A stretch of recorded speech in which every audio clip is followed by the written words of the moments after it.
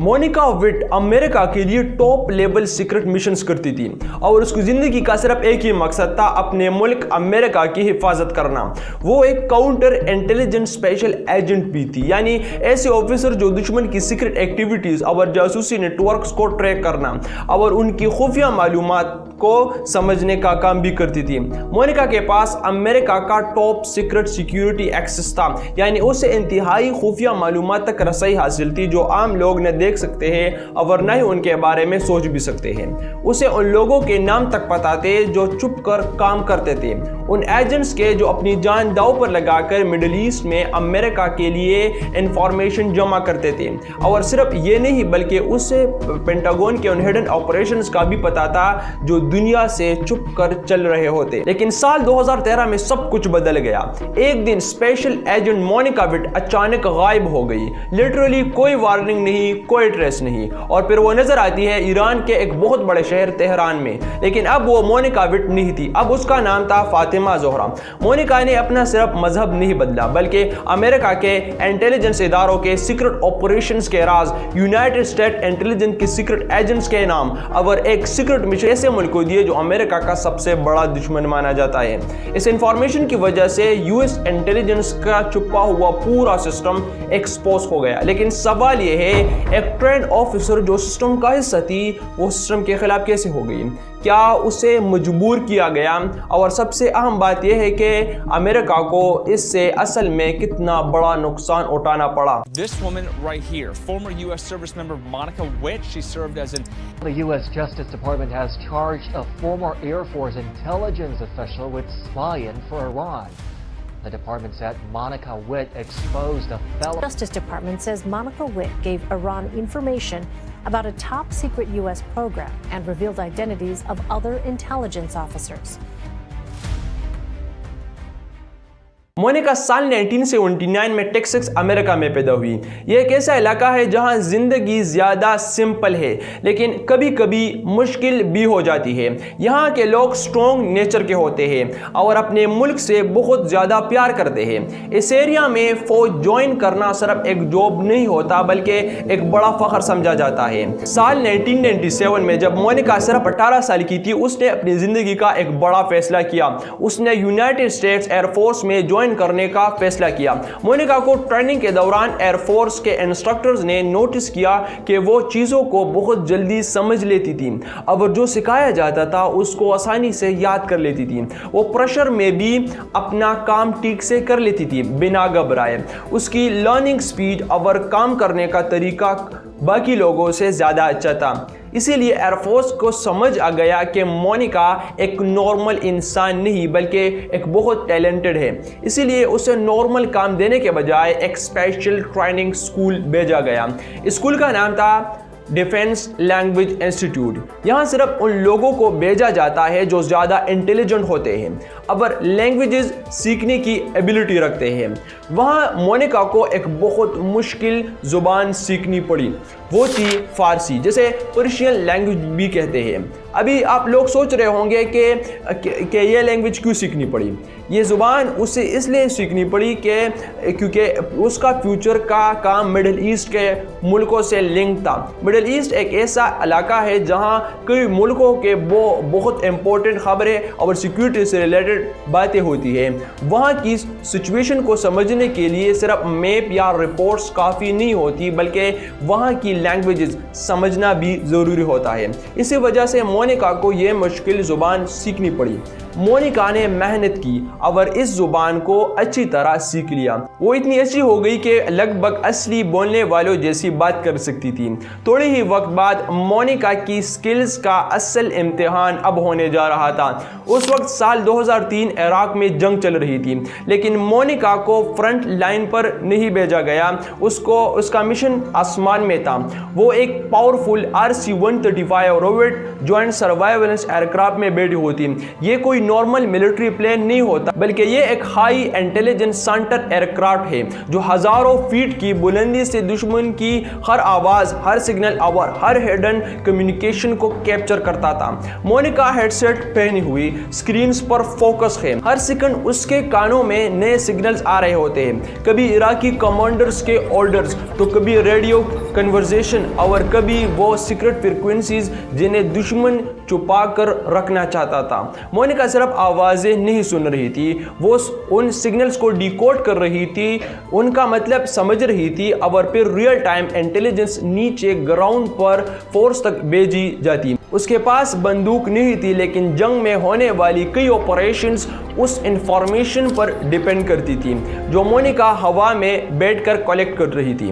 اس کی لگاتار محنت، ڈسپلن اور ہمت کی وجہ سے یہ مشن سکسیسفل ہو گیا۔ اسی پرفارمنس کی وجہ سے اس سے ملا ایئر میڈل، ایک ایسا ایوارڈ جو صرف ان لوگوں کو ملتا ہے جو بہت مشکل حالات میں بھی بہت اچھا کام کریں۔ اس ایوارڈ پر سائن تھا اس وقت کے US پریزیڈنٹ جارج بش کا۔ اس لیٹر پر لکھا تھا، سارجنٹ وٹ نے ڈینجرس حالات میں بھی اپنی ڈیوٹی کو کبھی نہیں چھوڑا اور ایکسٹرا آرڈینری اسکل کا مظاہرہ کیا۔ اس وقت وہ ایک قومی ہیرو تھی، ٹیکساس کا فخر اور ہر سپاہی کے لیے ایک مثال تھی، لیکن مونیکا کے سپنے اس سے بھی زیادہ اونچے تھے۔ نومبر سال 2003 مونیکا وٹ کی زندگی میں ایک اور بڑا موڑ آیا۔ اسے نارمل انٹیلیجنٹ رول سے پروموشن ہو کر اور زیادہ ہائی لیول ٹیم کا حصہ بنا دیا جاتا ہے۔ اس کا ٹرانسفر ہوتا ہے AFOSI جو کہ ہے air force office of special investigations. یہ کوئی روٹین پوسٹنگ نہیں تھی، یہ وہ جگہ تھی جہاں کام صرف سننا یا رپورٹ کرنا نہیں ہوتا، بلکہ اصل دشمن کے اندر تک گھس کر انہیں ایکسپوز کرنا ہوتا ہے۔ یہاں کا مین فوکس ہوتا ہے جاسوسی کو پکڑنا، اپنے ہی سسٹم کے اندر سے خطروں کو پہچاننا ہوتا ہے اور اندر چھپے ہوئے خطروں کو ختم کرنا ہوتا ہے۔ اس لیول تک پہنچنا یہ شو کرتا ہے کہ مونیکا پر کتنا زیادہ بھروسہ کیا جا رہا تھا۔ اسے صرف ایک آفیسر نہیں بلکہ ایک ہائی لیول انٹیلیجنس ایجنٹ سمجھا جا رہا تھا۔ اسے SAP لیول سسٹم تک ایکسس دیا گیا جن تک عام آفیسرز کو قریب آنے کی بھی اجازت نہیں ہوتی۔ ان سسٹمز کے اندر جو انفارمیشن ہوتی تھی وہ صرف ٹاپ سیکرٹ نہیں ہوتی تھی بلکہ اس سے بھی زیادہ سینسٹیو ہوتی تھی۔ یہاں US انٹیلیجنس کے چھپے ہوئے ایجنٹس کی اصلی پہچان ہوتی تھی، ان لوگوں کی لسٹ ہوتی تھی جو ایران اور عراق میں سیکرٹلی کام کر رہے تھے، اور وہ سیویلین ہوتے تھے جو اپنی جان خطرے میں ڈال کر انفارمیشن دیتے تھے۔ یہ سب لوگ خاموشی سے اور پردے کے پیچھے کام کرتے تھے۔ انہی آپریشنز کی وجہ سے US کو پوری انٹیلیجنس جنگ میں زبردست سپورٹ ملتا تھا۔ صرف اتنا ہی نہیں، یہاں ایسے ڈیٹیلز پلانز بھی تیار کیے جاتے تھے جہاں یہ ڈیسائیڈ ہوتا تھا کہ نئے ایجنٹس کو ٹیم میں کیسے شامل کیا جائے، انہیں کیسے چھپا کر رکھا جاتا ہے اور ان ایجنٹس کو سیلری کیسے دیا جاتا ہے، کمیونیکیشن کا سسٹم کیسا چلایا جاتا ہے۔ یہ سب مل کر اصل میں پورے انٹیلیجنس سسٹم کو چلانے کا طریقہ ہوتا تھا۔ اسی دوران مونیکا وٹ کو ایک کوڈ نام دیا گیا، دو ویورڈ اسٹارم۔ یہ نام اس کی پوزیشن کو شو کرتا تھا، ایک ایسا ایجنٹ جو سسٹم کے اندر رہتے ہوئے کام کرتی تھی۔ اسٹیج تک پہنچ کر مونیکا صرف ایک نارمل آفیسر نہیں تھی، وہ سسٹم کا ایک بہت ٹرسٹڈ حصہ بن چکی تھی۔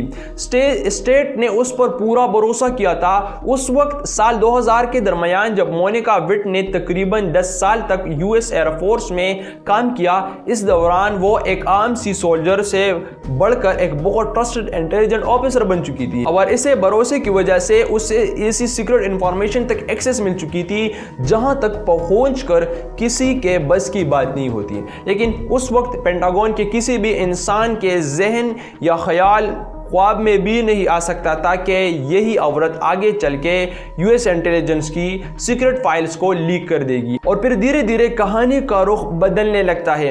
سال 2008 کے آس پاس مونیکا نے US ایئر فورس کو چھوڑنے کا فیصلہ کر لیا۔ اب شاید اب یہ سوچ رہے ہوں گے کہ مونیکا کے پاس اتنی پاورفل جاب تھی، اتنا بڑا پوزیشن تھا، تو پھر اس نے سب کچھ چھوڑنے کا فیصلہ کیوں کیا؟ اصل میں یہ فیصلہ اتنا سمپل نہیں تھا۔ باہر سے اس کی زندگی بہت سٹرونگ اور پرفیکٹ لگتی تھی، لیکن اندر ہی اندر مونیکا بہت پریشر میں رہنے لگتی تھی۔ بہت سارے سوالات اس کے ذہن میں آتے تھے کہ کیا ایئر فورس کے بعد میری لائف کیسی ہوگی، فیوچر سیکیور ہوگا یا نہیں، اور کیا اتنی محنت کے بعد مجھے بیٹر لائف سٹائل مل سکتا ہے، اور جب باہر پرائیویٹ کمپنیز زیادہ پیسہ اور زیادہ کمفرٹیبل لائف آفر کرتی ہے تو پھر یونیفارم والی زندگی دھیرے دھیرے پیچھے چھوٹنے لگتی ہے۔ جب مونیکا نے ایئر فورس چھوڑی تو اس کی سکلز اتنی سٹرونگ تھی اور اس کی ایکسپیرینس اتنا ویلیویبل تھا کہ اسے زیادہ انتظار نہیں کرنا پڑا۔ بڑی بڑی ڈیفینس کمپنیز فوراً ہی اسے ہائر کرنے لگی۔ سب سے پہلے بوز ایلن ہیملٹن نے اسے اپنی ٹیم میں شامل کر لیا۔ یہ کمپنی اصل میں گورنمنٹ کو ٹیکنالوجی، سیکیورٹی اور انٹیلیجنس سپورٹ دیتی تھی۔ پھر بعد میں چینیگا فیڈرل سسٹمز نے بھی اسے جاب دے دی۔ یہ کمپنی بھی گورنمنٹ کے لیے سیکیورٹی، آئی ٹی سسٹمز اور ملٹری سپورٹ کا کام کرتی تھی۔ یعنی مونیکا اب بھی وہی کام کر رہی تھی جو وہ فوج میں کرتی تھی، لیکن اب اسے پہلے سے زیادہ پیسے مل رہے تھے۔ وہ ایران کے معاملات پر مشورے دیتی تھی اور بہت سینسیٹیو انٹیلیجنس کا کام سنبھال رہی تھی۔ مطلب مونیکا اب بھی سسٹم کا امپورٹنٹ حصہ تھی، اب بھی سیکرٹ مشنز اور سینسیٹیو انفارمیشن اس کے پاس آتی تھی۔ باہر سے دیکھا جائے تو سب کچھ ٹھیک لگ رہا تھا، لیکن دھیرے دھیرے اس کی زندگی میں اندھیرا اترنا شروع ہو گیا۔ سب سے پہلے اس کی ماں کا انتقال ہو گیا۔ مونیکا کے لیے یہ بہت بڑا صدمہ تھا۔ اس حادثے نے اسے اندر سے توڑ کر رکھ دیا۔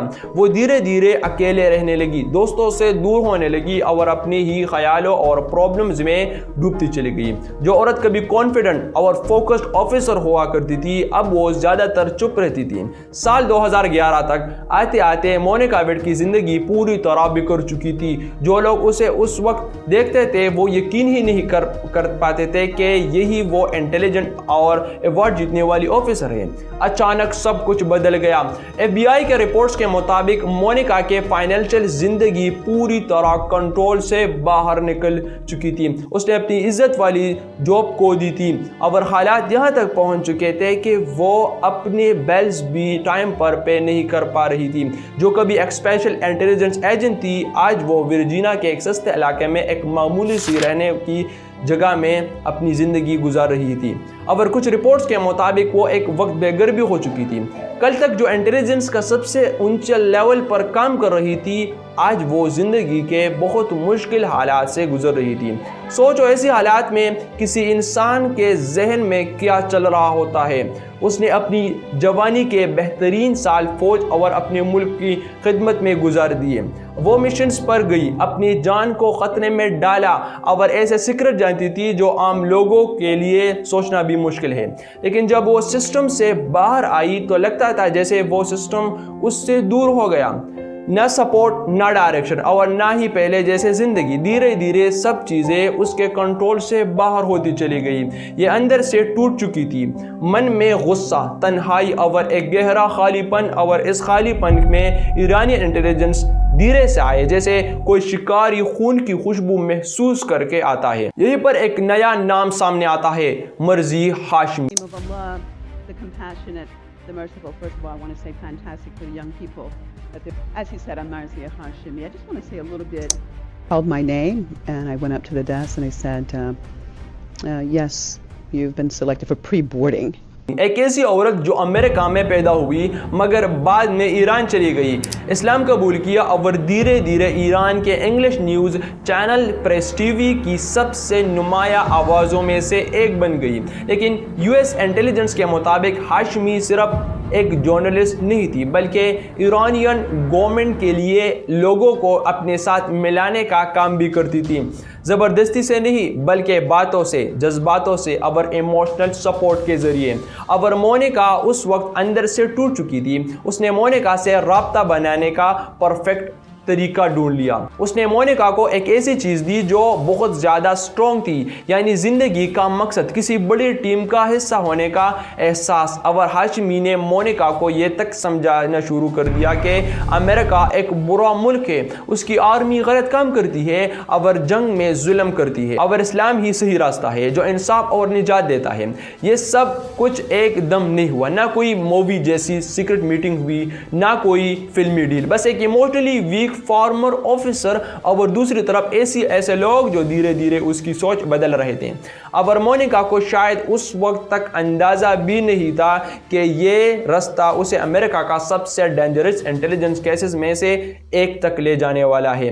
مونیکا پہلے ہی ایموشنلی ٹوٹ چکی تھی, اکیلی تھی اور فائنینشلی بہت برے حالات سے گزر رہی تھی, اسی لیے یہ باتیں اس کے لیے ایک سہارا بن گئی. اور اب جب FBI اور پینٹاگون کو کچھ پتہ بھی نہیں ہوتا, ایک اور چیز چپ چاپ بدل رہی ہوتی ہے. ویورڈ اسٹورم کے نام سے پہچانی جانے والی مونیکا وٹ آہستہ آہستہ ایران کے قریب ہوتی جا رہی تھی, اور پھر فروری سال 2012 میں مونیکا ایک ایسا فیصلہ کرتی ہے جو اس کی پوری زندگی کا رخ بدل دیتا ہے. وہ امریکہ چھوڑ کر ایران کے بڑے شہر تہران چلی جاتی ہے. آفیشلی کہا جاتا ہے کہ وہ ایک کانفرنس اٹینڈ کرنے گئی تھی جس کا نام تھا ہولی وودزم, لیکن رپورٹس کے مطابق یہ صرف ایک نارمل کانفرنس نہیں تھا, بلکہ یہ ایک پروپیگنڈا ایونٹ تھا جسے IRGC چلاتا ہے. IRGC ایران کا ملٹری آرگنائزیشن ہے. وہاں لوگوں کو بتایا جاتا ہے کہ امریکہ اور یورپ برے ہے اور ایران ہی صحیح مشن پر چل رہا ہوتا ہے. مونیکا کے لیے یہ سب ایک بہت بڑا چینج تھا. جو عورت کچھ وقت پہلے ورجینیا میں مشکل زندگی گزار رہی تھی, اب ایران میں ایک امپورٹنٹ گیسٹ ہے. وہ ایرانین ٹی وی پر نظر آتی ہے اور لائیو اسلام قبول کرتی ہے. اس کا نیا نام رکھا جاتا ہے فاطمہ زہرا. اس کے بعد مونیکا انٹرویوز دینے شروع کرتی ہے. وہ امریکہ کی ملٹری پر الزام لگاتی ہے, سیکشول ہارشمنٹ کی بات کرتی ہے اور کہتی ہے کہ امریکہ مسلمز کے ساتھ ناانصافی کرتا ہے. لیکن ایران کے لیے مونیکا صرف ایک عام انسان نہیں تھی, ان کے پاس اب ایک trained American counter intelligence expert تھی جو اپنی مرضی سے ان کے سسٹم کا حصہ بن رہی تھی. جب مونیکا امریکہ واپس آئی تو اس نے جارج واشنگٹن یونیورسٹی میں ایڈمیشن لیا, لیکن اب اس کا رویہ پہلے جیسے نہیں تھا. اس نے حجاب پہنا شروع کر دیا. دھیرے دھیرے اس کی سوچ بہت زیادہ سخت ہوتی گئی. کلاس میٹس کے مطابق مونیکا پہلے سے زیادہ غصے والی اور بہت تیز سوچ رکھنے لگی تھی. لیکن سب سے بڑا واقعہ اس وقت ہوا جب مونیکا کلاس میں اپنی ریسرچ پریزنٹیشن دے رہی تھی. جو لوگ وہاں موجود تھے ان کا کہنا تھا کہ یہ نارمل یونیورسٹی پریزنٹیشن نہیں تھی. ایسے لگ رہا تھا جیسے مونیکا ایران کے حق میں بات کر رہی ہے. اس نے کہا کہ ایران ایک امن پسند ملک ہے اور اس کا نیوکلیئر پروگرام صرف اچھے مقصد کے لیے ہے. لیکن جب پروفیسرز نے اس سے مشکل سوالات پوچھنے شروع کیے تو مونیکا کا رویہ اچانک بدل گیا. وہ غصے میں آ گئی. اس کو یہ بالکل پسند نہیں آیا کہ کوئی ایران پر شک کرے. اسی پوائنٹ پر FBI اور انٹیلیجنس ایجنسی کو شک ہونا شروع ہو گیا. انہیں لگا کہ مونیکا نے صرف مذہب نہیں بدلا ہے بلکہ مونیکا دھیرے دھیرے کسی اور کے کنٹرول میں آ چکی ہے. پھر ایک دن FBI ایجنٹ اس کے گھر پہنچ گئے. یہ کوئی نارمل ملاقات نہیں تھی, بہت سیریس وارننگ دی گئی. انہیں سیدھا کہا گیا, دیکھو مونیکا, ہمیں لگتا ہے کہ تم ایرانین انٹیلیجنس تمہیں اپنے لیے استعمال کر رہے ہیں. ابھی رک جاؤ اس سے پہلے کہ بہت دیر ہو جائے. لیکن مونیکا جو خود سالوں تک سیکرٹ آپریشنز کا حصہ رہ چکی تھی, اس نے صرف ہلکا سا مسکرایا اور کہا, میرے پاس سب کنٹرول میں ہے, میں جانتی ہوں کہ میں کیا کر رہی ہوں. اس کو لگا تھا کہ وہ سسٹم سے زیادہ سمجھدار ہے, لیکن ریئلٹی کچھ اور تھی. رپورٹس کے مطابق اسی دوران وہ مرضی ہاشمی نام کی ایرانین میڈیا پرسنالٹی کے کانٹیکٹ میں بھی تھی, اور دھیرے دھیرے اس کا کنیکشن ایران کے نیٹ ورک سے مضبوط ہوتا جا رہا تھا. اس کے بعد اگست سال 2013 میں مونیکا دبئی گئی, جو صرف بزنس کا بہانہ بتایا گیا تھا. لیکن 28 اگست کو اس نے ہاشمی کو ایک چھوٹا ای میل بھیجا. ای میل میں یہ تھا کہ میں سب چھوڑ رہی ہوں اور نکل رہی ہوں, میں گھر جا رہی ہوں. کچھ گھنٹوں بعد پلین تہران میں لینڈ ہوتا ہے۔ اسپیشل ایجنٹ مونیکا وٹ اب آفیشلی اپنی پرانی آئیڈینٹی میں نہیں تھی۔ جب مونیکا کا پلین تہران پہنچا، ایرانین انٹیلیجنس بہت خوش ہوئے کیونکہ انہیں کسی نے فورس نہیں کیا تھا۔ مونیکا اپنی مرضی سے ان کے پاس آ گئی تھی۔ مونیکا کے پاس امریکہ کی انٹیلیجنس سے ریلیٹڈ بہت سی سینسٹیو انفارمیشن تھی۔ ایران نے اس کو فوراً رہنے کے لیے گھر، ٹیکنالوجی اور سیکیورٹی دے دی۔ اس کا پہلا کام خفیہ US ڈیفنس پروگرام کا کوڈ نیم اور اس کی ڈیٹیل شیئر کرنا تھا۔ یہ انفارمیشن US انٹیلیجنس کے لیے بہت سینسٹیو اور نقصان دہ ثابت ہوئی۔ اس کے بعد مونیکا نے اور بھی ایسی انفارمیشن تیار کری اور شیئر کرنی شروع کی جو اسپیسیفک لوگوں اور ان کے آپریشنز کو ٹارگٹ کرتی تھی۔ اصل میں یہ ڈیٹیل سیکرٹ فائل تھی، ان میں US ایجنٹس کے نام تھے جن کے ساتھ وہ پہلے کام کر چکی تھی۔ اس کو ان ایجنٹس کے بارے میں بہت گہری معلومات تھی، جیسے ان کی اصل پہچان، عادتیں، ان کی کمزوریاں اور پرسنل زندگی کے مسائل۔ اسے یہ بھی پتا تھا کہ کون کس مشکل میں ہے، جیسے کوئی شراب پیتا ہے یا کوئی شادی شدہ ہے یا نہیں، یا کوئی فائنینشیل پریشر میں ہو۔ ایسی انفارمیشن کسی بھی انسان کو کنٹرول کرنے یا بلیک میل کرنے کے لیے بہت آسان بن سکتے ہیں۔ ایرانین انٹیلیجنس نے مونیکا کو ایک ایرانین ہیکر گروپ کے ساتھ جوڑ دیا جس کا نام تھا چارمنگ کٹن، جسے پاسپورس بھی کہا جاتا ہے۔ یہ ایک نیا اور خطرناک ڈیجیٹل وار کا سٹارٹ تھا۔ ان کا طریقہ بہت سمپل مگر ڈینجرس تھا۔ مونیکا کو اپنی پرانی یونٹس کے سوشل کانٹیکٹس کا پتہ تھا۔ ہیکرز نے فیک فیس بک پروفائلز بنائے جو بالکل اصل US انٹیلیجنس آفیسرز جیسے لگتے تھے۔ ان میں اصلی فوٹوز اور پرسنل ڈیٹیلز بھی یوز کی گئی۔ جب کسی آفیسر کو لگتا تھا کہ یہ اس کا پرانا دوست ہے تو وہ بنا شک کے فرینڈ ریکویسٹ ایکسیپٹ کر لیتا۔ جب کنیکشن بن جاتا تو ان آفیسرز کو میسیجز بھیجے جاتے جن میں ڈینجرس لنکس یا انفیکٹڈ فائلز ہوتی۔ جیسے ہی کوئی آفیسر ان لنکس پر کلک کرتا، ہیکرز کو اس کے کمپیوٹر اور سیکیور نیٹ ورک کا ایکسس مل جاتا۔ اس طرح مونیکا وٹ ایک ایسے ذریعہ بن گئی جو US انٹیلیجنس کے ہائیلی سیکیور سسٹمز تک رسائی کا راستہ بنا دیتا تھا۔ اس کا نتیجہ بہت زیادہ سیریس تھا۔ بعد میں CIA کے سینئر آفیسر نے کہا کہ مونیکا کے اس قدم کی وجہ سے اسے بہت زیادہ نقصان ہوا ہے۔ اسے سمجھ آتا ہے کہ سچویشن کتنی سینسٹیو تھی۔ رپورٹس کے مطابق CIA اور DIA کے جو ایران کے اندر سیکرٹ انفارمیشن کا نیٹ ورک تھا وہ بہت حد تک خراب ہو گیا۔ جو لوگ سالوں سے ایران کے نیوکلیئر پروگرام کے بارے میں انفارمیشن جمع کر رہے تھے ان کا کام رک گیا۔ کچھ ایجنٹس کو پکڑ لیا گیا اور کچھ کو جلدی سے وہاں سے نکلنا پڑا۔ مونیکا اپنی پہلی ایجنسی میں واپس نہیں گئی اور اس کے جانے کے بعد US انٹیلیجنس ایجنسی کو کافی بڑا نقصان ہوا۔ یہ صرف کسی ملک سے وفاداری توڑنے کی بات نہیں تھی بلکہ ان لوگوں کے لیے بھی بہت پرسنل دھوکہ تھا جو اس کے ساتھ کام کر چکے تھے۔ وہ لوگ جو کبھی اس کو اپنا ساتھی سمجھتے تھے اب انہی لوگوں کی سیفٹی خطرے میں آ چکی تھی۔ مونیکا ایران میں اپنی نئی آئیڈینٹی فاطمہ زہرا کے نام سے سیٹل کر چکی تھی، لیکن اس کی زندگی سمپل نہیں تھی۔ ایران کی انٹیلیجنس ایجنسیز بہت سٹرکٹ ہوتی ہیں اور وہاں ہر انسان سے کام لیا جاتا ہے۔ مونیکا کی نالج اور ایکسپیرینس کو بھی وہاں یوز کیا جا رہا تھا۔ اس کی زندگی کا اگلا بڑا اور کنٹروورشل حصہ جنوری سال 2016 میں آتا ہے جب ایران نے US نیوی کی 2 چھوٹی بوٹس کو روک لیا۔ New video just into CNN. It's from the Iranian news agency, and it shows our American sailors being turned into Iranian waters, supposedly illegal waters. From the very beginning, as you know, Carol, administration officials saying that there was nothing hostile about this act, no hostile intentions.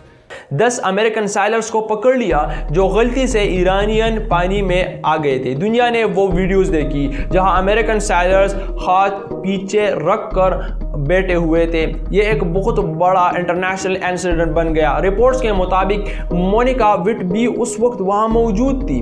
کہا جاتا ہے کہ وہ Iranian officers کی مدد کر رہی تھی سائلر سے سوال جواب کرنے میں، کیونکہ مونیکا کو امریکہ میں ملٹری سسٹم کا ایکسپیرینس تھا۔ اسے پتا تھا کہ کس طرح سوال پوچھے جاتے ہیں اور پریشر کیسے بنایا جاتا ہے۔ جو عورت کبھی US ایئر فورس میں کام کرتی تھی اب وہ ایران کے ساتھ کھڑی تھی۔ مونیکا ایران میں فاطمہ زہرا کے نام سے نئی زندگی جی رہی تھی۔ سال 2019 کے بعد مونیکا فاطمہ زہرا کے نام سے ایران میں IRGC سے کنیکٹڈ سرکل میں رہتی ہے۔ IRGC ایران کی ایک پاورفل ملٹری فورس ہے جو سیکیورٹی اور ایکسٹرنل آپریشنز دیکھتی ہے۔ ایران کے لیے وہ ایک ایسی شخص بن چکی ہے جس کو سنبھال کر رکھا جاتا ہے۔ وہ تب تک امپورٹنٹ ہے جب تک وہ انہیں امریکہ سے جڑی انفارمیشن سمجھنے میں مدد دے سکتی ہے۔ ایکسپرٹس فاطمہ زہرا کو گولڈن کیچ کہتے ہیں، یعنی سونے کا پنجرہ۔ دیکھنے میں تو بہت اچھا لگتا ہے لیکن اصل میں قید ہے۔ مونیکا کی زندگی بہت لمیٹڈ ہے، وہ آسانی سے باہر نہیں جا سکتی، نہ شاپنگ کے لیے نہ ٹریول کے لیے۔ ایران سے باہر نکلتے ہی اس کے پکڑے جانے کا بہت زیادہ خطرہ ہے کیونکہ امریکہ میں اس کا نام FBI کی موسٹ وانٹڈ لسٹ میں ہے۔ اس پر سیریس الزام ہے جیسے سیکرٹ انفارمیشن دینا اور نیشنل سیکیورٹی کو نقصان پہنچانا۔ یہ ایسے کیسز ہوتے ہیں جو وقت کے ساتھ ختم نہیں ہوتے۔ FBI فوراً ایکشن نہیں لیتی بلکہ انتظار کرتی ہے کہ کب کوئی غلطی ہو جائے، جیسے کوئی موقع ملتا ہے وہ ترنت ایکشن لیتی ہے۔ مونیکا نے صرف اپنی زندگی نہیں بدلی بلکہ ایک پورا سسٹم کا بھروسہ بھی توڑ دیا۔ مونیکا وڈ کی کہانی صرف ایک عام جاسوسی سٹوری نہیں ہے، یہ دنیا کا سب سے طاقتور سیکیورٹی سسٹم کے لیے ایک گہرا سبق ہے۔ اکثر ہم سوچتے ہیں کہ راز صرف کوڈز، پاسورڈز اور اسٹرانگ کمپیوٹر سے محفوظ ہوتے ہیں، لیکن مونیکا کے کیس نے یہ ثابت کر دیا کہ سب سے ایڈوانس ٹیکنالوجی بھی انسان کے دماغ کے آگے کمزور ہو سکتی ہے۔ پینٹاگون جیسی انسٹیٹیوشنز اربوں روپے ڈیٹا کو بچانے کے لیے دیتے ہیں، لیکن وہ کسی افسر کے ذہنی حال کو وقت پر نہیں سمجھ سکتے۔ مونیکا وڈ کی سب سے بڑی ٹریجڈی یہ نہیں کہ اس نے دھوکہ دیا، بلکہ یہ ہے کہ یہ دھوکہ پیسوں کی وجہ سے نہیں تھا۔ یہ تنہائی، غصہ اور وہ فیلنگ تھی کہ جس ملک کے لیے اس نے کام کیا اس نے اسے مشکل وقت میں اکیلا چھوڑ دیا۔ ایران کی انٹیلیجنس کو اس کا سسٹم ہیک کرنے کی ضرورت نہیں پڑی، انہوں نے اس کے جذبات اور سوچ کو سمجھ کر اس کی سوچ کو بدل دیا۔ اس کی وفاداری دھیرے دھیرے نفرت میں بدل گئی اور اس کی سکلز ایک ایسے ویپن بن گئی جو اسی کے اپنے لوگوں کے خلاف یوز ہوا۔ آج مونیکا وڈ ایک ایسی زندگی جی رہی ہے جہاں نہ اصل پہچان ہے نہ اصل ملک، صرف ایک دھندلی ہوئی کہانی جو اب ہسٹری کے حصہ بن چکی ہے۔ کیا یہ سب پرسنل پرابلم کا نتیجہ تھا یا پھر ایک بڑی جاسوسی گیم کا حصہ؟ اپنی رائے نیچے کامنٹ سیکشن میں ضرور بتائیں۔ ملتے ہیں نیکسٹ ویڈیو میں، تب تک کے لیے اللہ حافظ۔